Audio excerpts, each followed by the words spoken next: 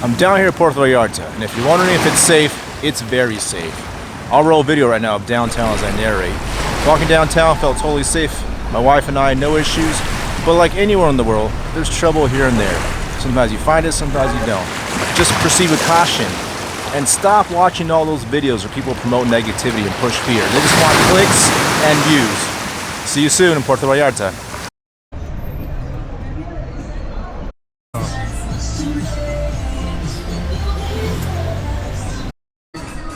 No.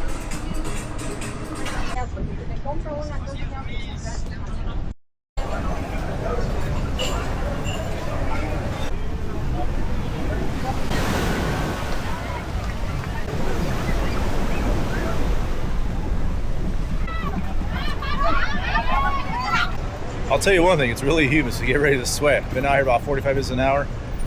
It's hot.